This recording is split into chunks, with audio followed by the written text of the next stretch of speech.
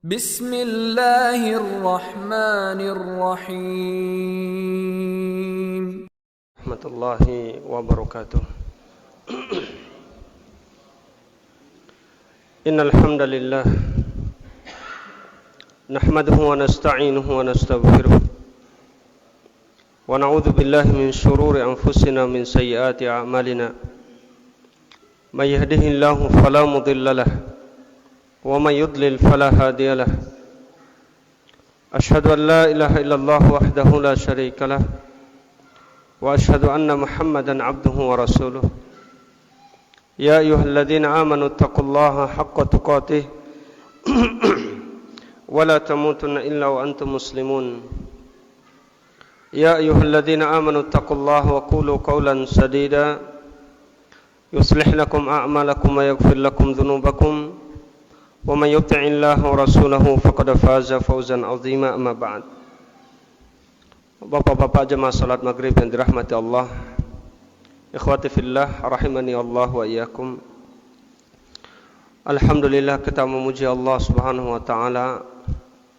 Pada malam hari ini kita masih diberikan kesehatan dan kesempatan untuk bisa sama-sama hadir dalam majelis ilmu, duduk bersimpuh mendengarkan firman Allah dan sabda Nabi sallallahu alaihi wasallam.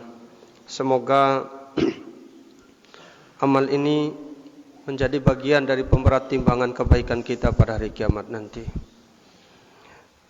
Ikhwati fillah rahimani Allah wa iyyakum.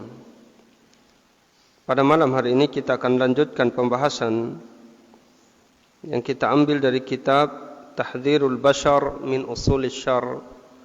Kita masuk pada poin yang ke-39. Setelah sebelumnya kita membahas tema yang berkaitan dengan hasad, dengki, maka pada malam hari ini kita akan lanjutkan tentang sifat dan karakter yang selanjutnya yang tidak kalah besarnya dengan dosa dengki, yaitu al-kibru, sombong.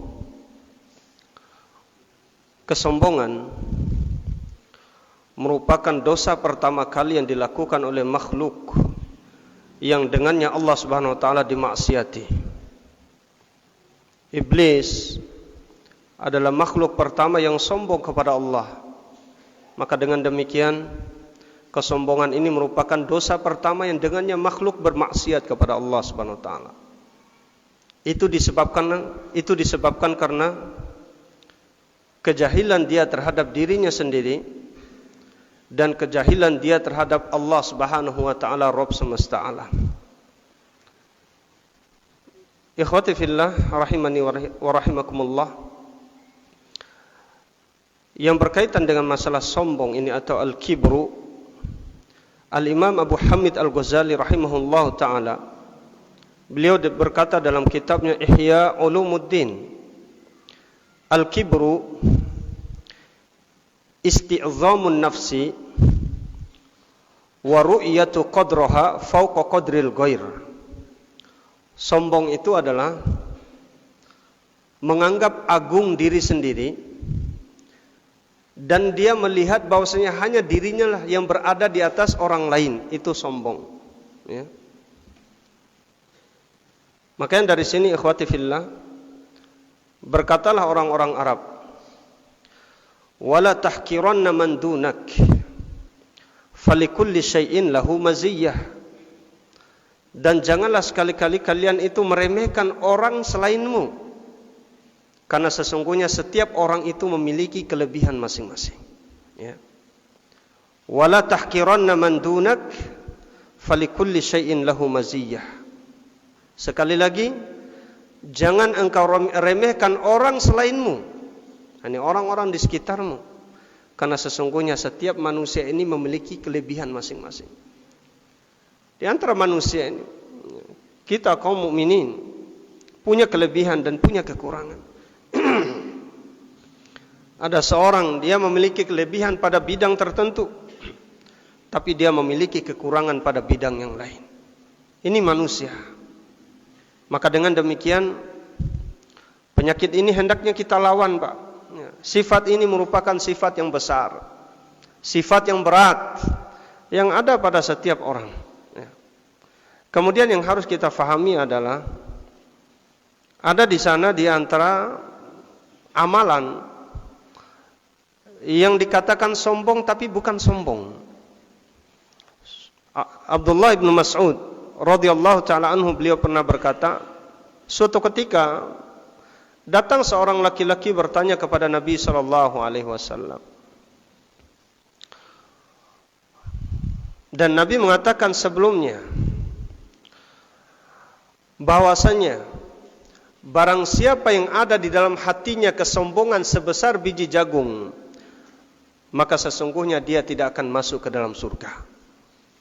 Kemudian laki-laki ini bertanya, wahai Rasulullah, lalu bagaimana dengan orang, dia punya pakaian yang bagus, bajunya bagus, sandalnya bagus, apakah itu sombong? Lalu Nabi SAW bersabda, Innallaha jamilun yuhibbul jamal, wal kibru batarul haq wa ghamtun nas. Sesungguhnya Allah itu adalah zat yang maha indah dan menyukai sesuatu yang sifatnya indah. Sementara kesombongan itu adalah engkau menolak kebenaran dan meremehkan orang lain. Ini ikhwatanal iman. Orang yang memiliki pakaian yang bagus, dia punya sandal yang bagus atau apapun namanya itu, maka itu semua tidak dikatakan atau tidak dikategorikan dalam kesombongan. Karena dia hendak memanfaatkan kenikmatan Allah Subhanahu wa taala pada dirinya, dan Allah itu suka pada setiap hamba yang menampakkan kenikmatan Allah pada dirinya. Kemudian yang berkaitan dengan masalah penyakit sombong ini, yang harus kita fahami juga adalah bahwasanya kesombongan itu bermacam-macam. Yang pertama, ada orang yang menyombongkan diri dengan ilmu dan harta. Ya. Ada juga orang yang menyombongkan diri dengan kedudukan dan jabatan serta kekuasaan. Ada pula orang yang menyombongkan diri dengan nasab dan keturunan. Semuanya ini tercela. Nah, kita sebutkan ayatnya. Di antaranya di dalam surah Al-Qasas, ketika Allah Subhanahu wa taala menceritakan untuk kita, yaitu kisahnya Qarun laknatullah alaih. Ketika Nabi Musa berkata kepadanya, "Wabtaghi fima ataka Allahu ad-daral akhirah wa la tansa nasibaka minad dunya wa ahsin kama ahsanallahu ilaik wala tabgil fasada fil ardi innallaha la yuhibbul mufsidin." Wahai Qarun, hendaknya engkau mencari apa yang Allah Subhanahu wa taala persiapkan untukmu di hari akhirat nanti, yaitu berupa surga. Wala tansa nasibaka minad dunya, dan jangan kamu lupakan bagianmu dari dunia. Artinya adalah ayat ini, perkataan Nabi Musa ini berisi tentang anjuran dan perintah kepada Qarun untuk menafkahkan hartanya sebagiannya di jalan Allah Subhanahu wa taala. Cari pahala di hari kiamat. Jangan hanya dunia yang kamu simpan. Wala tansa nasibaka minad dunya. Kemudian wa ahsin kama ahsanallahu ilaik, dan berbuat baiklah sebagaimana Allah telah berbuat baik kepada dirimu. Wala tabgil fasada fil ardi, dan janganlah kamu membuat kerusakan di atas permukaan bumi. Innallaha la yuhibbul mufsidin, sesungguhnya Allah tidak menyukai orang-orang yang berbuat kerusakan. Lalu setelah perkataan ini disampaikan kepada Qarun, dia mengatakan, qala innama utituhu ala ilmin indi. Perhatikan Pak, kalimat ini berisi tentang kesombongan terhadap ilmu yang dia punya dan terhadap harta yang dia miliki. Innama utituhu ala ilmin indi. Harta yang aku dapat ini merupakan hasil dari ilmu yang saya punya. Ini dia menyandarkan kesuksesannya kepada dirinya. Dia tidak menyandarkan nikmat itu kepada siapa? Kepada Allah Subhanahu wa taala. Lalu apa hasil dari perkataannya ini? Fa khasafna bihil arda wa bidarihi maka kami benamkan dia di dalam perut bumi, dan juga seluruh harta bendanya kami benamkan dia dalam perut bumi. Dikarenakan kesombongannya. Dia sombong karena hartanya, dia pula sombong karena ilmunya. Dengan demikian Allah Subhanahu wa taala berfirman, "Wa tilkad darul akhiratu naj'aluha lil ladzina la yuriduna 'uluwan fil ardi wala fasada." Demikianlah kami jadikan surga itu untuk orang-orang yang tidak menginginkan kesombongan di atas permukaan bumi, tidak juga menginginkan kerusakan. Jadi Pak, surga itu Allah akan berikan kepada siapa? Kepada orang yang tidak menyombongkan dirinya dan tidak juga melakukan kerusakan di atas permukaan bumi. Maka demikianlah Qarun. Sehingga Nabi kita Muhammad sallallahu alaihi wasallam, beliau pernah bersabda, "La tata'allamul ilma litubaha bihil ulama."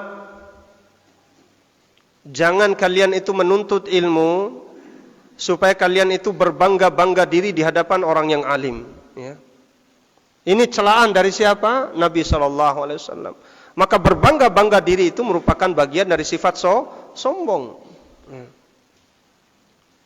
Berarti di sini isinya apa Pak? Larangan. Walitumari bihi sufaha, dan agar kalian itu mendebat orang-orang bodoh, orang-orang jahil. Kenapa Anda mendalami ilmu ini? Supaya saya bisa menjidal orang-orang jahil. Subhanallah. Ini sudah salah niatnya dari awal. Orang belajar itu tujuannya apa Pak? Untuk mengangkat kebodohan pada diri kita. Lalu dengan ilmu yang kita dapat itu kita amalkan, kemudian kita dakwahkan kepada manusia. Itu niat yang harus kita tanamkan di dalam menuntut ilmu. Ini kesombongan yang pertama. Kemudian kesombongan yang kedua. Kesombongan yang dihasilkan karena jabatan dan kekuasaan.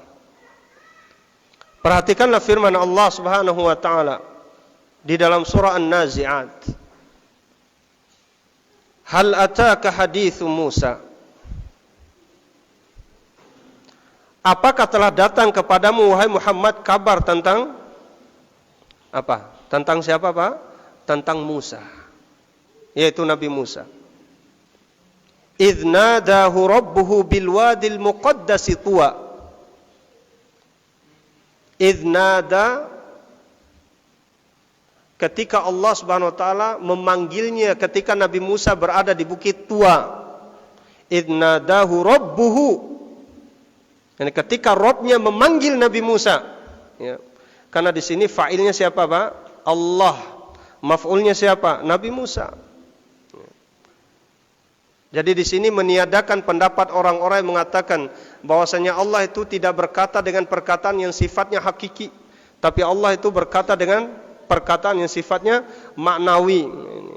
Orang-orang yang meniadakan ini kalam Allah, sifat-sifat Allah Subhanahu wa taala. Jadi Ahlus Sunnah wal Jamaah wajib meyakini bahwasanya Allah Subhanahu wa taala yatakallam kaifa syaa wa mata syaa. Allah Subhanahu wa taala berbicara bagaimanapun kehendaknya dan kapanpun dia inginkan untuk berbicara, itu kehendak Allah, dan tidak boleh akal manusia ini berusaha untuk memikirkannya. Idz nadahu rabbuhu bil wadil muqaddasi tuwa. Lalu apa isi dari perintah atau firman Allah kepada Nabi Musa? Idhhab ila fir'auna innahu tagha. Pergilah engkau wahai Musa kepada Fir'aun, karena sesungguhnya Fir'aun itu telah melampaui batas. Faqul hal laka ila an tazakka wa ahdiyaka ila rabbika fatakhsha. Pergilah berdakwah kepada Fir'aun itu. Semoga saja dia mau mensucikan dirinya. Wa ahdiyaka ila rabbika fatakhsha. Dan engkau memberikan, berusaha untuk membimbing dia agar dia bisa kembali kepada jalan Rabbnya, kemudian dia takut kepada Allah Subhanahu wa taala. Fa'arahul ayatal kubra. Kemudian Allah Subhanahu wa taala memperlihatkan tanda-tanda kekuasaannya melalui tangannya Nabi Musa yaitu dengan tongkat yang bisa menjadi ular. Kemudian dikeluarkan dari kantongnya telapak tangannya, yang keluar adalah cahaya.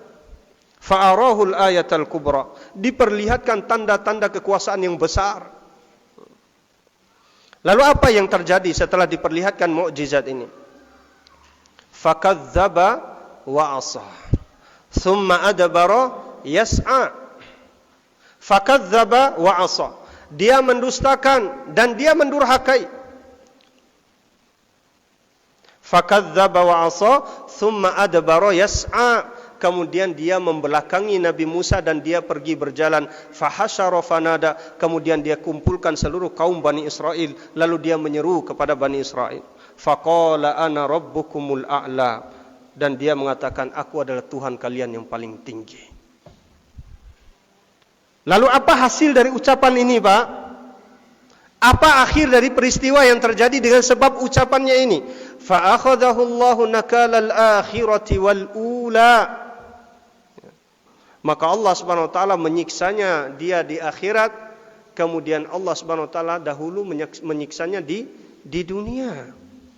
Oleh karena itu di dalam surah Yunus Allah Subhanahu wa taala berfirman, "Fal yauma nunajjika bi badanika litakuna liman khalfaka ayah wa inna katsiran minan nasi la ayatina an ayatina laghafilun." Maka pada hari ini kami selamatkan jasadmu wahai Fir'aun. Fal yauma nunajjika bi badanika litakuna liman khalfaka ayah, agar menjadi tanda bagi orang-orang yang datang sesudahmu bahwasanya kesombongan itu akan berakhir dengan kebinasaan. Orang-orang yang mengaku dirinya sebagai Tuhan, orang-orang yang ingin menguasai dunia ini, pasti kehidupannya akan berakhir dengan tragis. Dan itu pasti, Pak. Jadi Fir'aun ini sombong dengan apa? Dengan kekuasaannya, dengan jabatannya. Kemudian yang ketiga, ada macam kesombongan itu, yaitu kesombongan dengan nasab dan keturunan. Dan ini diantara sifat orang-orang jahiliyah adalah sombong dengan sebab nasab. Sehingga orang Arab mengatakan, laisal fata man yaquluha, laisal fata man yaqulu kana abi, walakinnal fata man yaquluha anadha. Bukanlah dinamakan pemuda kalau dia mengatakan, oh bapak saya dahulu begini-begini. Tapi sesungguhnya anak muda itu adalah yang mengatakan, ini aku apa adanya. Seperti itu. Ya. Jadi orang-orang ini berbangga-bangga dengan keturunannya. Dengan sebab nasabnya, oh saya keturunan Londor Mai Daya, Londor Mai apa? Londor Mai Sengaji, Londor Mai, iya. Dan dia berbangga dengan sebab itu. Ingat Pak, ini termasuk masail jahiliyah. Masalah-masalah yang terjadi pada zaman jahiliyah itu berbangga dengan keturunan. Oh anak nahun toina London Mai Raja, ya toina, gitu Pak. Maka disebutkan oleh Allah Subhanahu wa taala sebagaimana di dalam surah Saba, Allah Subhanahu wa taala berfirman, "Wa ma arsalna fi qaryatin min nadhirin illa qala mutrafuha inna bima ursiltum bihi kafirun." Dan tidaklah kami mengutus pada setiap qaryah. Qaryah itu bisa bermakna kampung, bisa bermakna negeri, ya, qaryah. Setiap kampung atau setiap negeri, tidaklah Allah Subhanahu wa taala mengutus seorang nadhir. Apa artinya nadhir? Yang datang memberikan peringatan. Illa qala mutrafuha, melainkan berkata daripada tokoh masyarakatnya. Berkata tokoh masyarakatnya, inna bima ursiltum bihi kafirun. Sesungguhnya kami ingkar terhadap apa yang kamu bawa dari risalah ini. Ini diingkari. Lalu setelah disebutkan pengingkarannya, mereka pun mengatakan, wa qalu nahnu aktsaru amwalan wa aulada. Dan sesungguhnya kami itu adalah orang yang paling banyak harta dan anak-anaknya, wa ma kunna bimu'adzabin, dan kami tidak akan disiksa oleh Allah Subhanahu wa taala. Berarti sombong dengan sebab nasab. Enggak boleh seseorang itu sombong dengan sebab orang tuanya, ajdadnya, nenek moyangnya. Kalaulah sekiranya seseorang dia sombong dengan sebab nasabnya, keturunannya, orang-orang hebat, apakah dapat menjamin dirinya dengan itu bisa dimasukkan oleh Allah ke dalam surga? Nyatanya tidak. Sebagaimana sabda Nabi SAW, "Man batta'a bihi amaluhu lam yusri' bihi nasabuh." Barang siapa yang diperlambat oleh amal solehnya, maka tidak akan bisa dipercepat oleh nasabnya. Konem londor main nabi raupa, ya. Nabi ruundaina, itu yang harus kita yakini dulu. Ya. Bahkan Nabi SAW berkata kepada anaknya Fatimah, "Ya Fatimah, salini mimma lima syi'ti la ugni anki minallahi syai'a." Wahai Fatimah, mintalah harta dariku sekehendakmu, karena sesungguhnya aku tidak mampu memberikan jaminan untukmu di hadapan Allah di hari kiamat. Ini Nabi Muhammad, anaknya Fatimah. Nah sekarang orang ngaku-ngaku keturunan Nabi, tahu-tahu ujungnya adalah Abu Thalib, ini nenek moyangnya. Ya, Abu Thalib di mana, Pak? Harus kita sepakati Abu Thalib itu tempatnya di neraka. Nah, kita Ahlul Bait, setelah dirunut, dia menyandarkan dirinya kepada Ali bin Abi Thalib. Ternyata bapaknya Ali siapa? Abu Thalib. Berarti enggak kena itu. Ya, enggak kena. Baik, kita kembali. Sekali lagi. Seseorang itu tidak bisa dipercepat oleh nasabnya, seagung apapun nasabnya. Tidak akan bisa dipercepat oleh nasabnya kalau amal solehnya memperlambat dia. Berarti yang menjamin kita siapa, Pak? Amal soleh kita setelah rahmat Allah, bukan nasab. Allah Ta'ala berfirman, فَإِذَا جَاءَتِ الصَّاخَّةُ, apabila tegak hari kiamat. As-sakhah itu nama lain daripada hari kiamat, yaitu hari teriakan manusia. Yauma yafirrul mar'u min akhi. Pada hari itu seseorang akan berlari dari saudaranya. Akan berlari. Wa ummihi wa abih. Ayahnya juga begitu, ibunya juga begitu, akan berlari darinya. Wa sahibatihi wa bani. Istrinya akan lari dari dia, anak yang dia lahirkan juga akan lari dari dia. Likulli imri'in minhum yawma idzin sya'nu yughni. Pada hari itu setiap orang sibuk dengan urusannya masing-masing. Jangan bangga dengan keturunan, Pak. Ya. Tidak akan menjamin keselamatan seseorang. Oleh karena itu kita minta kepada Allah Subhanahu wa taala, Rabbana ighfir lana wa li ikhwanina alladhina sabaquna bil iman. Ya Allah, ampunilah dosa-dosa kami dan dosa-dosa orang-orang yang beriman sebelum kami.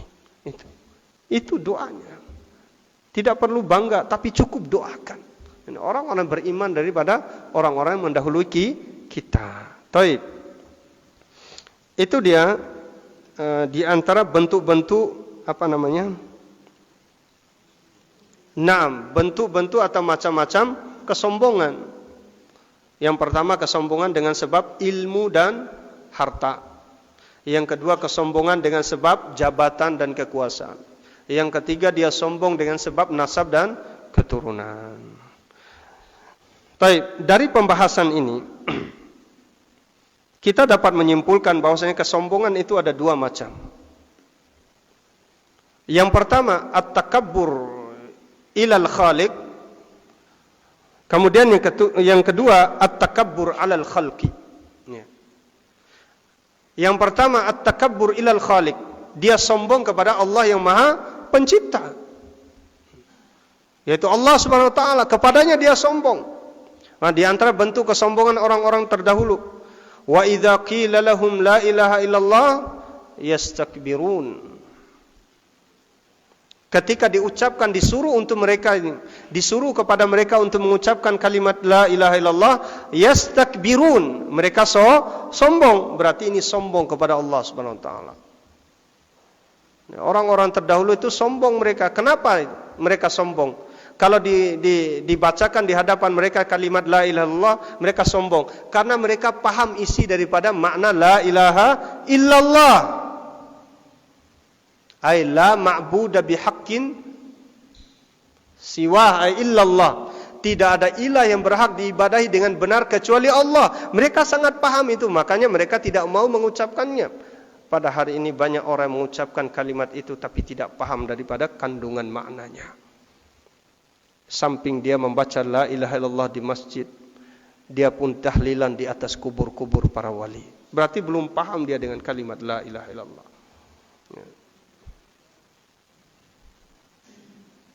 Ini kesombongan yang pertama. Diucapkan kalimat la ilaha illallah, didakwakan tauhid, dia mengatakan dakwah apa kamu ini? Nenek moyang kami tidak pernah mencontohkan dakwah seperti kamu ini. Biar sudah orang-orang itu minta ke kuburan, kenapa kamu yang susah? Dan saya pernah dengar langsung itu Pak, ucapan yang seperti ini. Biar sudah mereka itu, jangan diganggu. Yang didakwakan itu para pemabuk, penjudi, subhanallah.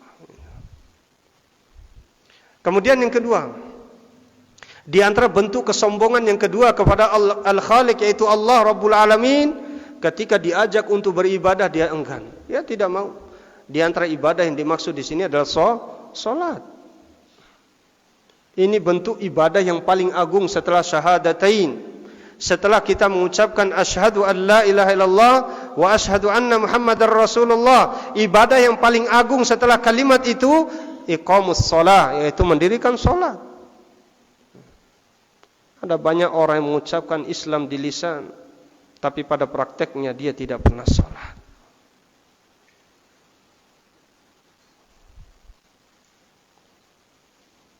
Ada banyak orang yang terpanggil, namun hanya sedikit orang yang terpilih. Terpanggil oleh suara azan, tapi hanya sedikit orang yang dipilih, hatinya dikuatkan oleh Allah untuk datang ke masjid. Terdengar suara azan di mana-mana. Bahkan ada yang rumahnya depan masjid, tapi begitu berat langkah untuk mengayun sehingga dia bisa masuk ke dalam rumah Allah SWT.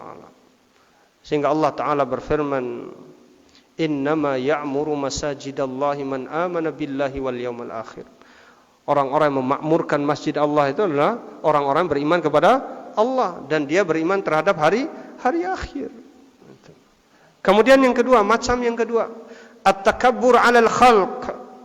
Dia sombong terhadap sesama manusia. Suatu ketika ada seorang laki-laki makan bersama Nabi SAW dalam satu nampan. Ternyata dia makan pakai tangan kirinya. Kemudian Nabi mengatakan, kul biyaminik, makanlah kamu dengan tangan kanan. Tapi dia menjawab apa? La astati, oh saya enggak bisa.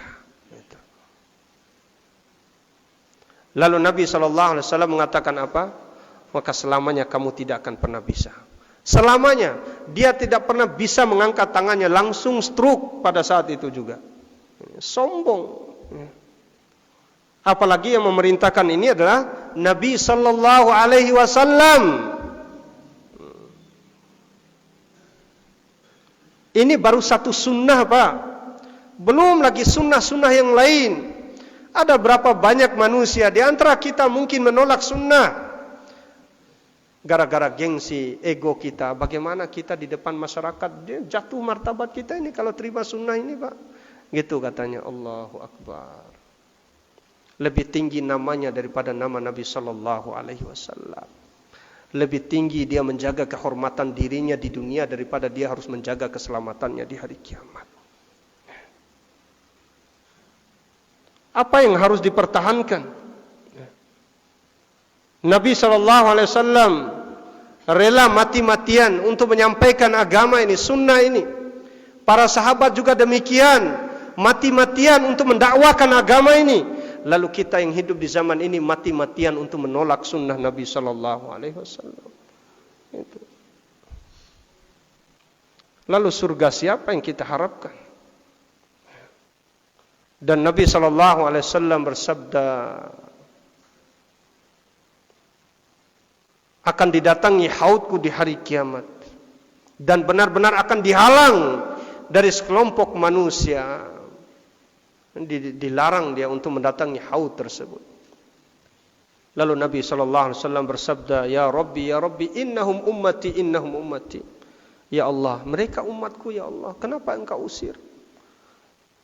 Lalu dikatakan, Innaka la tadri ma ahdathu ba'daka. Sesungguhnya engkau tidak tahu apa yang telah mereka lakukan dari perbuatan bid'ah sepeninggalmu wahai Muhammad. Jadi orang-orang yang menghidupkan bid'ah, yang mendakwahkan bid'ah, yang melestarikan bid'ah, ini adalah orang-orang terusir dari telaga Nabi SAW. Semoga kita menjadi orang yang selamat. Syarat selamatnya cuma satu. Hidupkan sunnah Nabi, amalkan dan dakwahkan sunnah Nabi. Itu syarat keselamatan. Kita lebih menjaga nama kita, lebih menjaga kehormatan kita. Seperti itu kita. Keliru. Kelirunya besar. Apalagi sampai ada orang yang meniru keyakinan kita yang salah. Amal dan ritual ibadah kita yang menyelisihi Nabi. Lalu banyak pengikut kita. Waliyadzubillah, nanti di hari kiamat mereka akan saling menyalahkan satu dengan yang lainnya.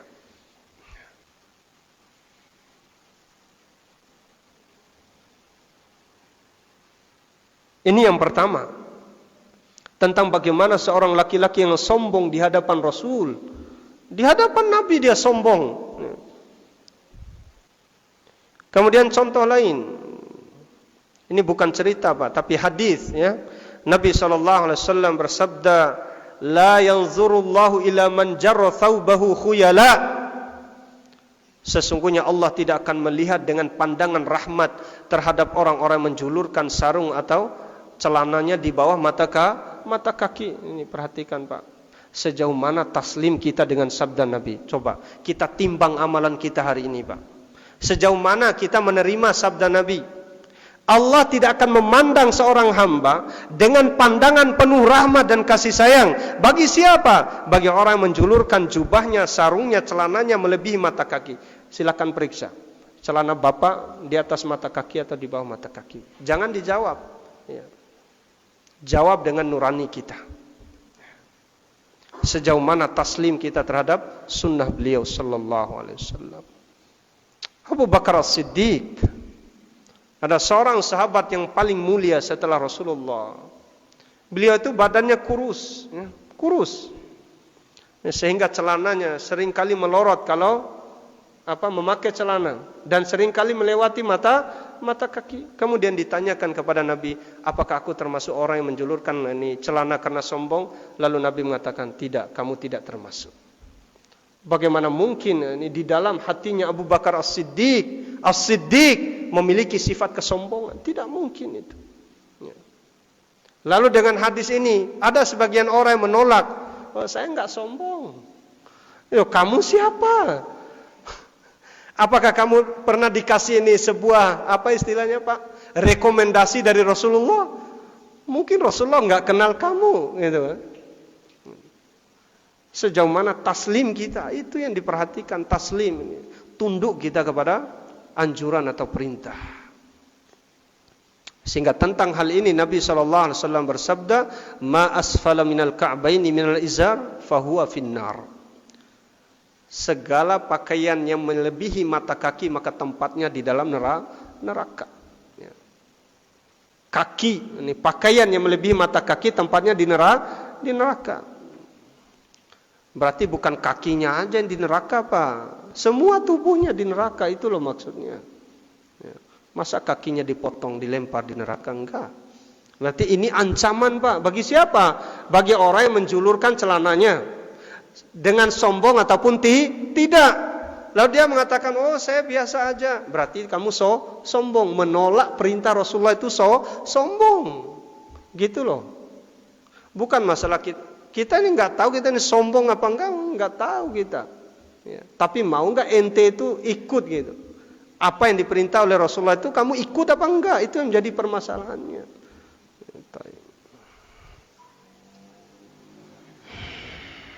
Ini dia di antara bentuk kesombongan. Yang pertama, at-takabbur 'alal khaliq, sombong kepada Allah, dan yang kedua sombong kepada sesama makhluk, sesama manusia.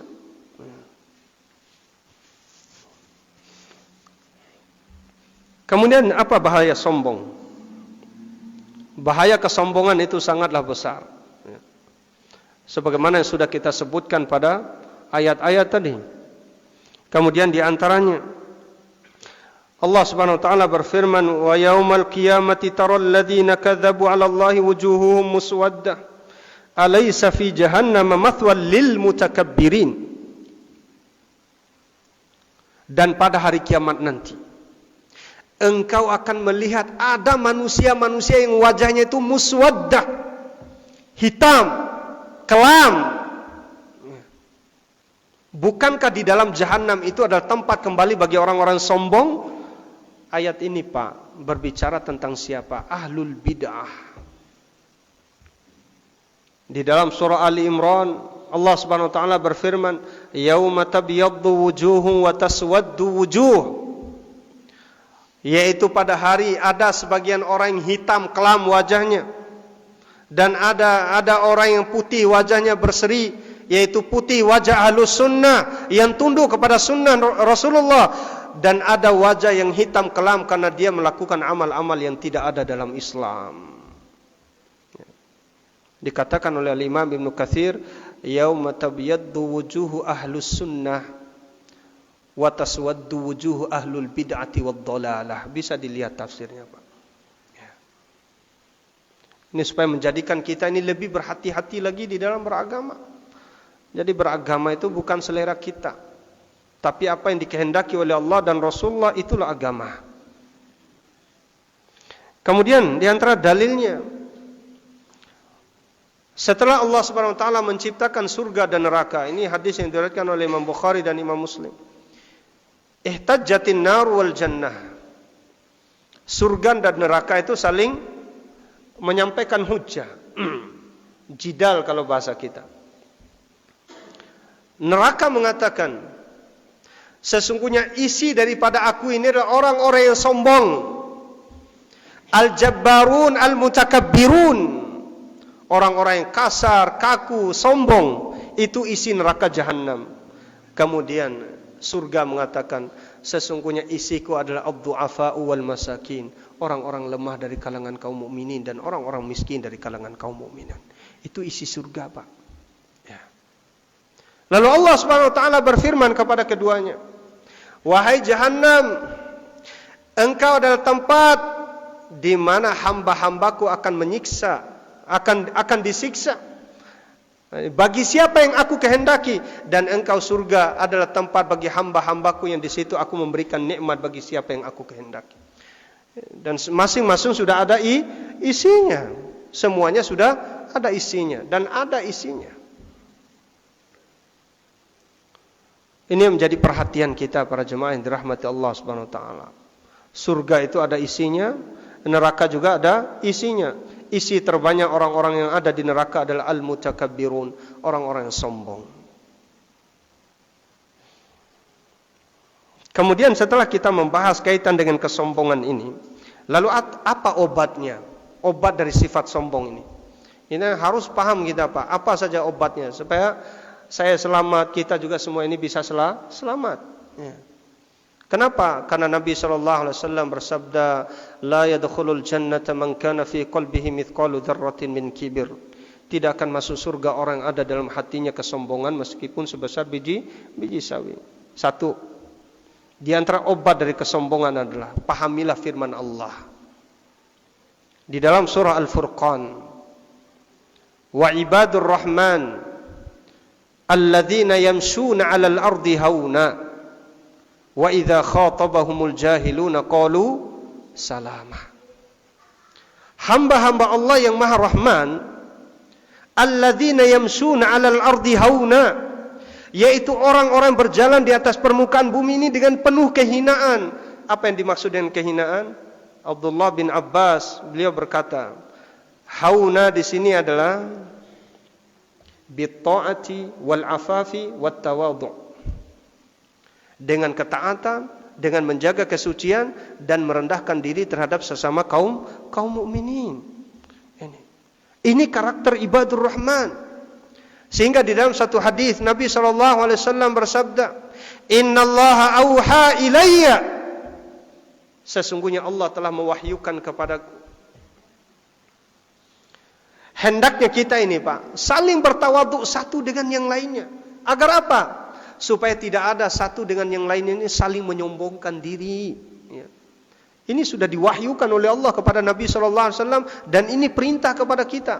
Alla yaftakhir ahadun ala ahad, supaya tidak sombong orang yang satu kepada orang yang lainnya.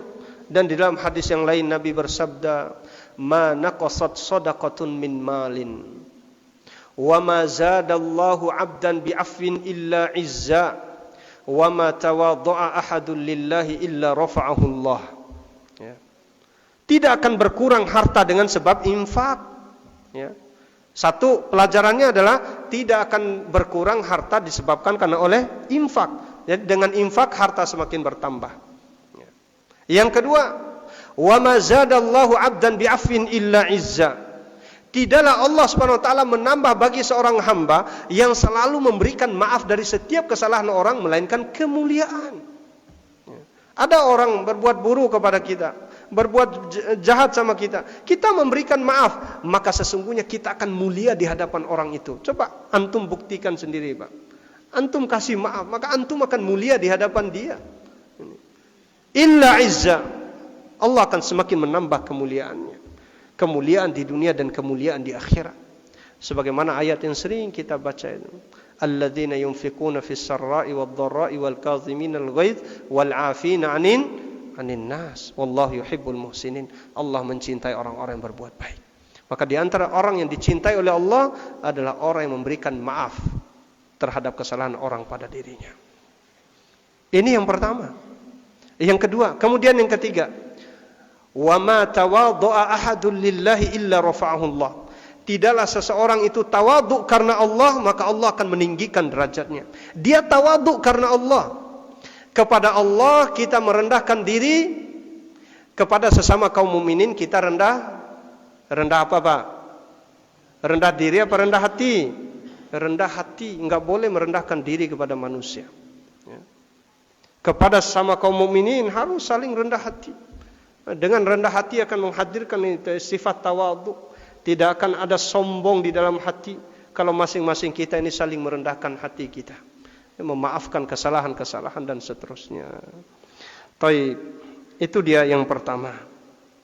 Obat kesombongan yang pertama, tawadhu. Yang kedua,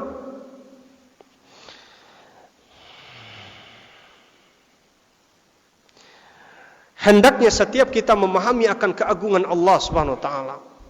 Dia memiliki nama-nama dan memiliki sifat. Huwallahu alladzi la ilaha illahu alimul ghaibi wasyahadah huwar rahmanur rahim. Huwallahu alladzi la ilaha illahu. Apalagi lanjutannya, Pak? Al-Malikul Quddus, As-Salamul Mu'minul Muhaiminul Azizul Jabbarul Mutakabbir. Allah memiliki nama-nama. Al-Aziz, Maha Perkasa. Al-Jabbar, Maha Memaksa. Al-Mutakabbir, yang Maha Sombong. Ya, Allah memiliki sifat-sifat itu. Tidak ada pada manusia sifat-sifat seperti itu, enggak ada. Ya. Dengan memahami akan keagungan Allah, bukankah kita ini selalu membaca Allahu Akbar? Allah adalah yang paling besar, yang maha besar, tidak ada batasnya. Ya, Allah maha besar, tidak bisa dinalar dengan akal manusia. Ya. Berarti makhluk ini kecil ketika kita berbicara tentang keagungan Allah. Kemudian juga setelah kita memahami akan keagungan Allah, nama-nama dan sifat Allah, kita juga harus merenungi akan diri kita sendiri. Kita ini penuh dengan aib, kekurangan, dosa, kesalahan dan yang lain sebagainya. Lalu dari mana kita akan sombong? Kita sakit gigi aja satu, Pak, ya Allah minta ampun sedunia mungkin ikut berbelasungkawa kan gitu, Pak. Dan dari mana kita akan menampakkan ini kesombongan kita di hadapan Allah? Ya. Kita adalah hamba yang penuh dengan dosa dan kesalahan. Ini tidak pantas untuk disombongkan. Kemana-mana kita membawa kotoran di dalam perut kita. Apa yang mau disombongkan? Meskipun kita sepakat bahwasanya dalam manusia ini ada sisi kebaikannya, dan itu sudah menjadi kesepakatan kita. Maka seluruh kebaikan itu siapa yang kasih? Allah Subhanahu wa taala. Allah yang berikan kebaikan-kebaikan itu. Ya. Ketampanan, kecerdasan, ilmu yang luas, harta yang dia punya, jabatan yang dia pangku, itu semua datangnya dari siapa? Allah yang Maha memberikan rezeki dan nikmat. Kemudian yang ketiga, di antara obat dari kesombongan itu adalah berteman dengan orang-orang miskin, orang-orang fakir. Kalau antum berteman dengan orang-orang pejabat tinggi, orang biasanya sombong. Orang-orang bawah ini, rendahan semua ini. Orang-orang kere ini. Sehingga lihatlah, hatta kepada hewan sekalipun akan berpengaruh terhadap kejiwaan kita. Hikmahnya, lihat. Para nabi, mereka itu pengembala apa, Pak? Para nabi, pengembala kambing. Orang-orang yang mengembalakan kambing itu adalah orang-orang yang Masya Allah tawadu. Tapi lihatlah, orang-orang yang mengembalakan onta, Masya Allah. Apalagi pengembala kuda liar misalnya. Masya Allah, sombong dia kelihatannya. Hatta kepada hewan sekalipun akan berpengaruh kepada kita. Padahal beda jenis makhluk. Lalu bagaimana dengan sesama manusia? Akan menghadirkan karakter. Al-mar'u ala dini khalilihi. Seseorang itu tergantung agama kawannya. Kalau dia senang sama pejabat, orang-orang berpunya, maka dia akan menjadi seperti orang tersebut. Keinginan dan cita-citanya hanya sebatas itu saja.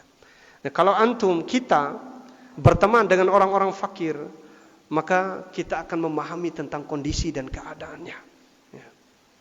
Dan orang-orang fakir itu, Pak, sebagaimana disebutkan oleh Nabi SAW, orang-orang fakir dari kaum mukminin akan mendahului orang-orang beriman dari orang-orang kaya itu 500 tahun ke dalam surga. Baru orang kaya. 500 tahun, Pak. Kecemu semporo 500 mbak apa?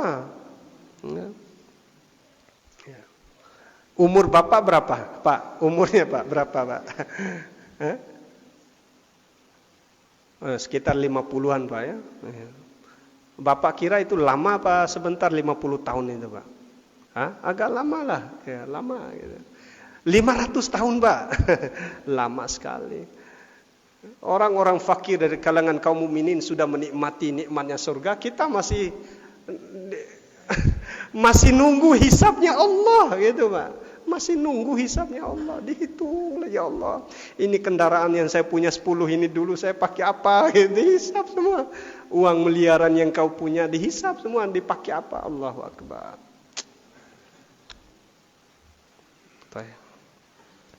Yang keempat, soalnya saya nggak pakai jam, saya lihat jam di belakang. Taib, yang keempat, di antara obat kesombongan itu merenungi kematian dan kehidupan setelah mati. Ini harus kita renungi itu semua, karena seseorang itu akan mendapatkan hasil sesuai dengan amal perbuatannya di dunia. Maka dengan dia merenungi kematian, kehidupan setelah kematian, kemudian dia menetap di alam kubur yang begitu lama, kemudian hari berbangkit, kemudian dihisab amal perbuatan. Ini akibat buruk bagi orang-orang yang sombong adalah tempatnya sebagaimana yang Allah sebutkan. Wasiqal ladzina kafaru ila jahannam zumara. Ini kalau antum baca itu sampai akhir daripada ayatnya. Dan di dalam neraka jahanam itu tempat kembali bagi orang-orang yang sombong. Ini kehidupan setelah kematian. Kemudian kita akan berdiri di hadapan Allah, akan ditanya satu persatu tentang isi hati kita dan perbuatan anggota badan kita. Ini semuanya akan ditanya oleh Allah. Sebagaimana yang Allah firmankan dalam surah Al-Isra, Inna sam'a wal basara wal fuada kullu ulaika kana anhu mas'ula. Sesungguhnya pendengaran, penglihatan dan juga betikan-betikan hati semuanya akan dimintai tanggung jawab oleh Allah Subhanahu wa taala. Maka mari kita persiapkan jawaban dari setiap pertanyaan-pertanyaan itu.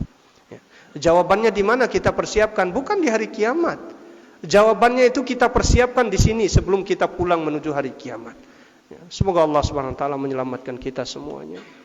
Senantiasa mengokohkan keimanan kita, menjadikan hati kita istiqomah di atas ketaatan dan kebaikan sampai kematian menjelang. Allahumma amin. Baik.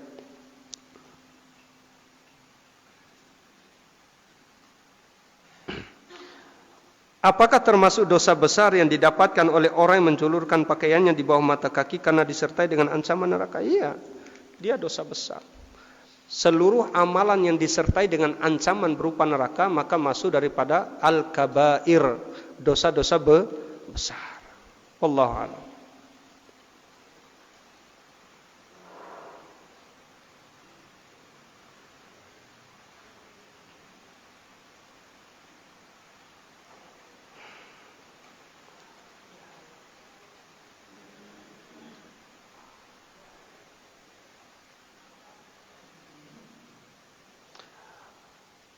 InsyaAllah pekan depan saya jawab Pak ya. Enggak bisa. Allahu a'lam bishawab. Baik, kita tutup majelis kita dengan doa kafaratul majelis. Subhanakallahumma bihamdik, asyhadu an la ilaha illa anta astaghfiruka wa atubu ilaik. Assalamualaikum warahmatullahi wabarakatuh.